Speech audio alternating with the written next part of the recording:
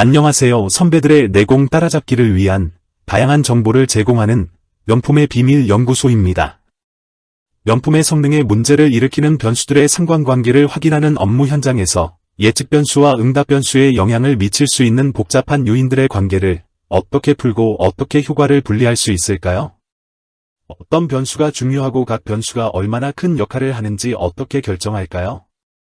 회귀 분석은 예측 변수가 거미줄처럼 서로 얽혀 있는 것처럼 보이는 복잡한 문제들을 해결할 수 있는 매우 유용한 통계 도구입니다. 그러다 보니 회귀 분석은 대부분의 통계 분석 도구 속에 기본적으로 포함되어 있으며 심지어 엑셀에서도 데이터 분석 추가 기능을 설치하면 손쉽게 분석할 수 있습니다. 그렇지만 오늘은 회귀 분석 결과로 구해지는 리그레션 테이블의 개별 통계량 하나하나 모두를 직접 엑셀 함수와 수식을 사용하여 구해봄으로써 회귀 분석을 좀 더 심도 있게 이해하는 데 도움이 되도록 알기 쉽게 설명해드리겠습니다. 리그레션, 즉 회귀 분석이란 종속 변수가 독립 변수들에 의해 어떻게 설명 혹은 예측되는지를 알아보기 위해 그 관계를 적절한 함수식으로 표현하여 분석하는 통계적 자료 분석 방법입니다. 회귀 분석을 통하여 독립 변수 혹은 예측 변수라고 불리는 입력 요인인 X인자들과 종속 변수 혹은 반응 변수라고 불리는 출력 요인인 Y인자와의 함수 관계를 파악할 수 있습니다. 그 함수 관계는 Y = fx 플러스 입실론의 관계로 나타낼 수 있습니다. 다만 여기에서 일반적으로 사용하는 회귀 방정식은 추정의 불일치를 나타내는 확률오차 입실론은 포함되지 않습니다. 일반적인 통계 프로그램이 출력해주는 리그레션 테이블의 구성은 다음과 같습니다. 먼저 코이피션츠 부분은 회귀상수에 대한 통계량과 가설검정 결과와 회귀계수들에 대한 통계량과 가설검정 결과를 나타내어 줍니다. 다음 모델 서머리 부분은 회귀 모델에 대한 평가지표를 표시해 줍니다. 마지막으로 어널러시스 오브 베리언스 부분에서는 회귀계수들에 대한 통계량과 가설검정 결과, 그리고 적합성 결여에 대한 가설검정 결과를 나타내어 줍니다. 리그레션 테이블의 개별 통계량을 계산하기 위해 사용되는 주요한 엑셀 함수를 살펴봅시다. 먼저 LINEST 함수는 최소 제곱법을 사용하여 회귀 분석 통계량을 계산하기 위해 사용하며 RSQ 함수는 상관 계수의 제곱값을 계산하기 위해 사용하며 SUMXMY2 함수는 두 배열에서 해당 값의 차이에 대한 제곱의 합계를 계산하기 위해 사용합니다. DEVSQ 함수는 표본으로부터 편차의 제곱합을 계산하기 위해 사용합니다. 그리고 f.dist.rt 함수는 두 데이터 집합에 대해 f 확률 분포값인 p값을 계산하는 데 사용합니다. 함수의 f값과 분자의 자유도, 분모의 자유도를 각각 입력해주면 p값을 구할 수 있습니다. 또한 t.inv.2t 함수는 양측 t분포의 역함수 값인 t값을 계산하는 데 사용합니다. 함수에 구하고자 하는 유의 수준, 이 경우 적색 부분의 신뢰 수준이 95%이므로 유의 수준은 5%가 됩니다. 그리고 t분포의 자유도를 입력해주면 t값을 구할 수 있습니다. 다중 회귀 분석 사례 연구를 통하여 회귀 분석의 내부 구조를 하나씩 파악해 봅시다. 부품 시장에서 3mm LED 소자의 판매 가격을 색상과 수명 수준별로 조사하여 소자의 경제성을 높이기 위한 개선점을 찾으려고 합니다. 변수로서 LED 소자의 색상 선명도와 LED 소자의 수명을 선정하고 종속 변수는 판매 가격입니다. 수집한 데이터는 다음과 같습니다. 엑셀의 데이터 분석 도구를 활용하여 회귀 분석을 할 수 있지만 엑셀 함수를 이용하여 개별 통계량을 구해보겠습니다. 먼저 LINEST 함수를 사용하여 회귀 분석에서 필요한 주요 통계량을 확보할 수 있습니다.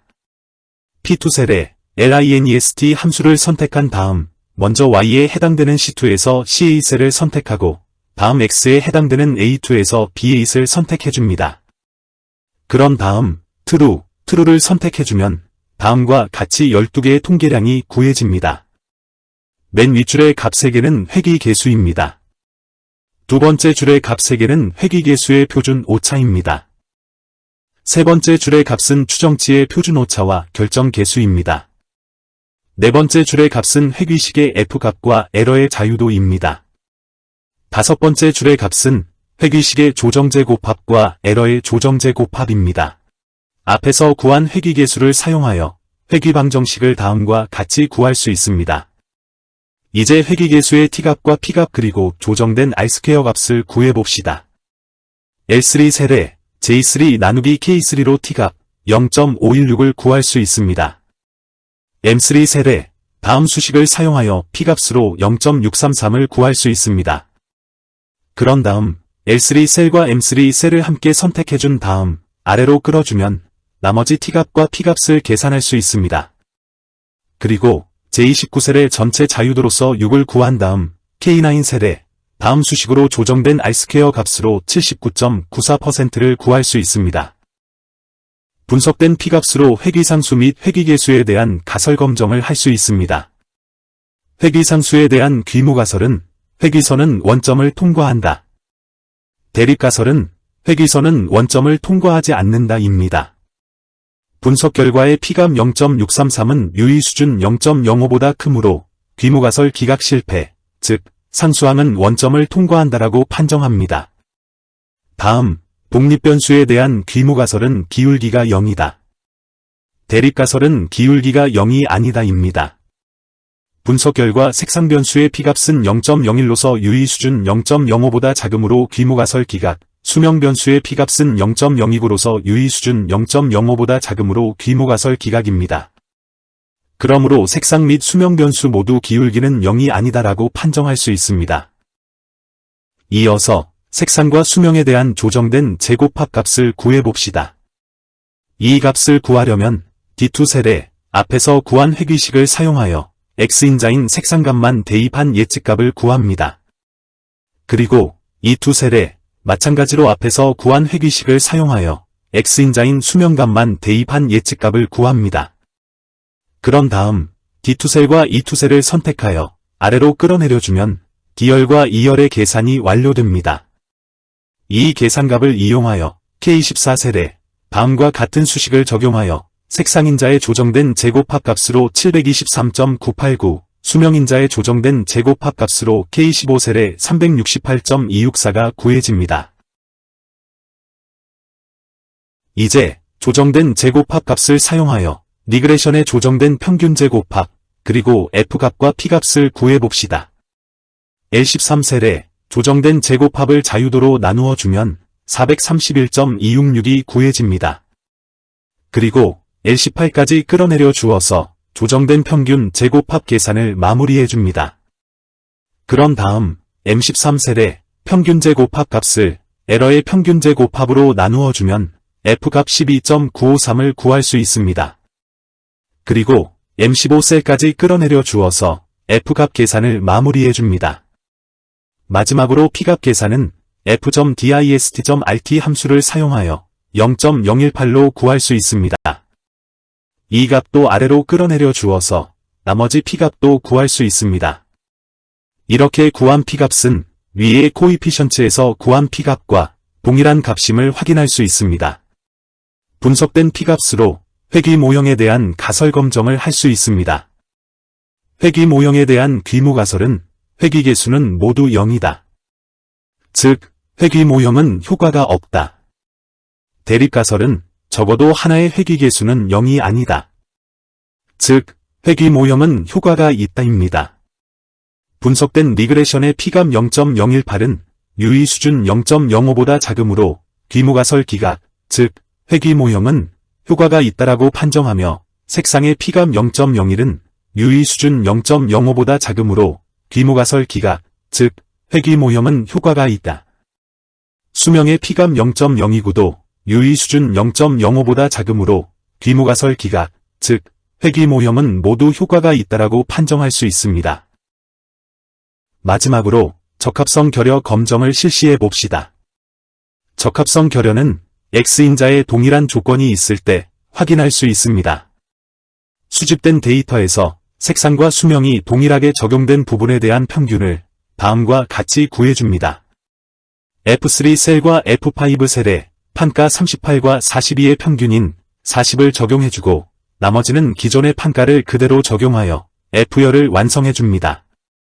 이제 K18 셀에 SUMXMI2 함수를 다음과 같이 적용하여 순수 오차에 조정된 제곱합의 값 8이 구해집니다.